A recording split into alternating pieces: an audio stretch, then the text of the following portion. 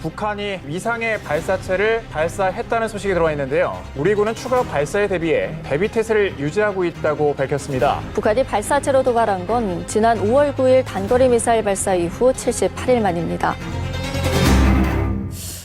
오늘 새벽 5시 34분에 한 발. 그리고 57분이죠. 57분에 한 발. 지금 2시간이 채 안 됐습니다. 예, 저희도 방송 들어오기 직전에 속보를 접하고 깜짝 놀랐는데 북한이 단거리 발사체 2발을 쏜 겁니다.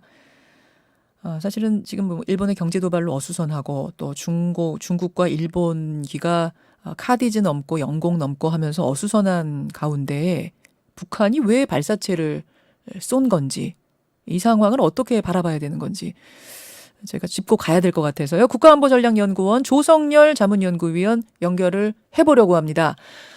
조성열 박사님 안녕하세요. 예, 안녕하세요. 조 박사님도 이 소식 듣고 많이 놀라셨죠? 예. 오늘 아침에 보고 깜짝 놀랐습니다. 그러게 말입니다. 약 430km를 날아갔다, 동해상으로. 이러면 이제 단거리 발사체예요?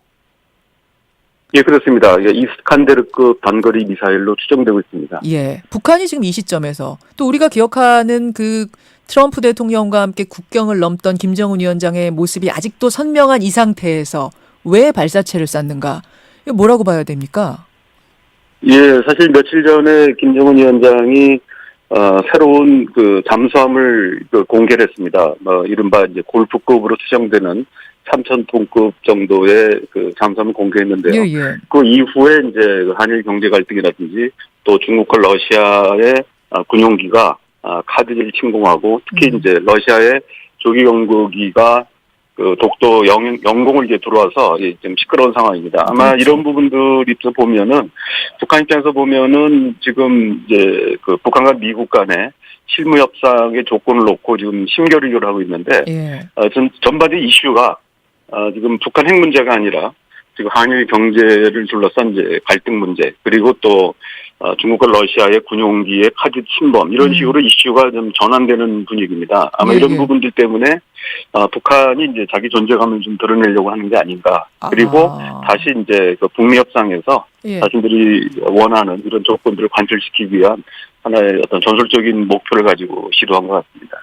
여기 지금 이 문제 해결 안 되고 있어요. 하는 어떤 관심 끌기의 전략도 하나 있을 것 같고 또 하나는 물밑 협상, 미국과의 물밑 협상이 지금 사실은 시작도 아직 못했거든요. 거기에 대한 재촉의 의미도 있고 그렇게 보시는 거예요. 예, 그러니까 지난번에 이제 그 골프급 잠수함을 공개해서 나름대로 주목을 끌었는데 이게 다시 또 중국과 러시아 군용의 카디즈 침공으로 또 덮였거든요. 덮였죠. 그런데 볼튼의 이제 방안에서도 호르무즈 해협 문제라든지 또 이제 한일 간의 갈등 문제 이런 식으로 해서 이슈가 따로 흘러가는 부분에서 자칫 북한이 이제 대미 협상에서 좀 기선을 잡고 협상을 하려고 하는데 이 부분들이 이제 제대로 좀 자신들의 의지가 부각이 안 되기 때문에 한번 또 자기의 존재감 드러낸 게 아닌가 이렇게 생각합니다. 볼턴이 지금 한국에 있는 상황에서 쐈다는 것은 그 의미가 있다고 보시는 거군요. 예, 그렇죠. 그러니까 지금 볼튼이 왔는데 와가지고 주로 한 얘기가 이제 그 호르무즈 해협 문제하고, 그렇죠. 지금 강경화 장관 만났을 때는 이제 한일 갈등 문제를 얘기를 했기 때문에, 핵 문제가 지금 아마 논의했을 거라고 보지만 이게 이제 전혀 이제 언론의 주목을 못 받고 있거든요. 아마 이런 부분들을 고려해서. 실제로 이제 북미 간의 합의를 깨지 않으면서도 또 관심을 끌 수 있는 이런 어떤 그 단거리 미사일을 쏜 게 아닌가 생각합니다. 일단은 우리에 대한 불만은 아니고 미국 봐라, 볼턴 봐라 이런 미사일 2발이다, 이런 발사체 2발이다 지금 그 말씀. 자 그렇다면 북한이 이런 생각도 해야 되잖아요. 지금 한국이 우리가 일본 때문에 이렇게 곤란 겪고 있고. 중국, 러시아 전투기까지 카디즈 침범하면서 혼란한 상황에서 우리가 여기서 발사체 쏘면은 한국 정부가 굉장히 곤란하겠구나라는 생각은 안 했을까요? 아니면 우리한테도 뭔가 불만이 좀 있는 겁니까? 예, 지금 북한이 이제 그 각종 매체를 통해서 지금 일본의 그 한국에 대한 경제 보복에 대한 맹비난을 퍼붓고 있습니다. 지금 그런 게 지금 진행되고 있고요. 또 하나는 이제 우리 정부에 대해서도 특히 하노이 회담 결렬 이후에 한국이 제대로 역할을 못했다. 이런 부분에는 불만이 있는 게 사실이고요. 특히 이제 북미 협상이 이제 특히 실무 협상이 제기되지 않고 신결을 계속되면서 한국에 대한 이제 약간 식민지 반응이 이미 나타났습니다. 무엇보다도 우리가 이제 원래 북한이 먼저 국제기구 요청해서 이루어진 건데 예. WFP를 통한 쌀 5만 톤 지원을 연기를 요청을 했고요. 또 러시아 함정을 이제 납포하면서 거기 한국인이 2명이 이제 포함되어 있는데 맞아요. 여기에 대해서 우리가 문의했을 때 아무런 답을 하지 않고 있습니다. 이런 부분들이 이제 일련의 우리에 대한 불만 과정이 아닌가 저는 생각합니다. 한국도 좀 적극적으로 더 나서달라, 더 나서서 중재해달라는 우리에 대한 은근한 불만도 포함이 네, 그런 것도 되어 있습니다. 예. 그런 말씀. 아무튼 현실은 좀 복잡해요. 우리 입장에선 일본, 중국, 러시아, 거기다 북한이 발사체까지 발사하고 이 상황에서 어떻게 우리가 이걸 풀어나가야 된다고 보세요? 예, 우리 입장에서 본다면 기본적인 원칙을 견지하는 게 중요합니다. 우리가 비핵화 협상에서는 어쨌든 외교적 해법을 하기로 했고 북한이 이제 이런 어떤 미사일 도발은 이런 합의 정신에 위반되는 건 분명하기 때문에 우리 정부로서는 북한이 어떤 상황을 판을 이제 깨지 않도록 우리가 촉구할 필요가 있고요. 러시아나 중국에 대해서는 카디도 침공에 대한 엄중한 항의와 함께 만약에 주권을 훼손하는 독도에 대한 또 다른 이제 침공이 있을 때는 영공 침해가 있을 때는 이제 우리가 보다 더 강력한 입장을 취하겠다는 이런 원칙적 입장을 대내에 밝힐 필요가 있다고 생각합니다. 아니 진짜 조 박사님, 러시아 왜 이럽니까? 아니 영공 침해했으면 침해했다고 깨끗하게 인정하고 이유 밝히고 사과하고 이래도 우리가 지금 봐줄까 말까인데 영공 침해 안 했다. 아니 우리가 증거까지 다 가지고 있는데 우리 침범 안 했다라고 왜 이런 오리발을 내미는 거죠? 예, 두 가지 의미가 있을 것 같은데요. 일단 러시아는 이제 이런 유사한 행동들은 나토 회원국의 영공을 수시로 침공한 사례가 있습니다. 침범한 사례가요.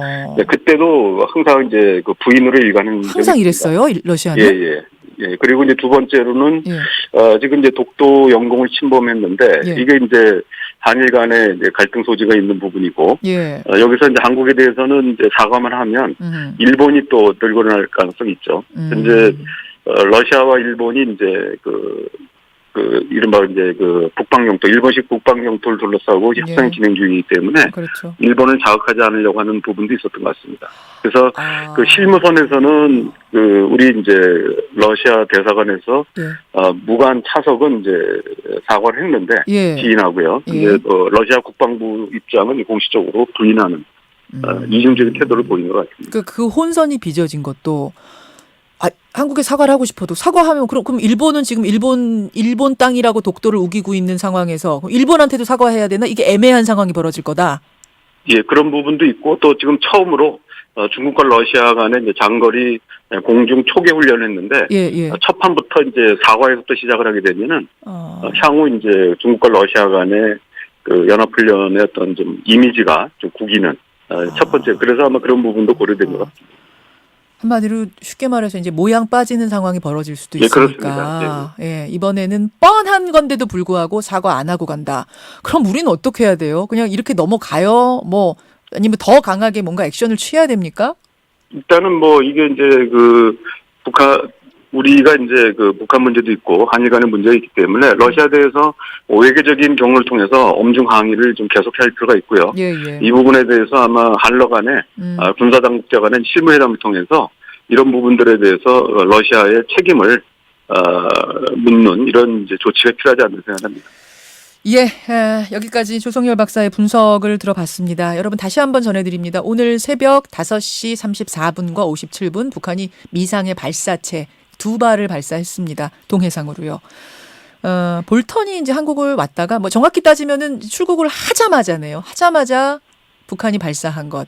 이것은 결국 미국 봐라. 우리 더 관심 가져라. 지금 물밑 협상 잘 안 되고 있다. 뭔가 더 요구하는. 또 우리에게도 중재 더 적극적으로 나서라라는 이런 경고성 메시지였다는 분석. 여기까지 듣지요. 조성열 박사님 고맙습니다. 예, 감사합니다. 국가안보전략연구원의 조성열 자문연구위원이었습니다.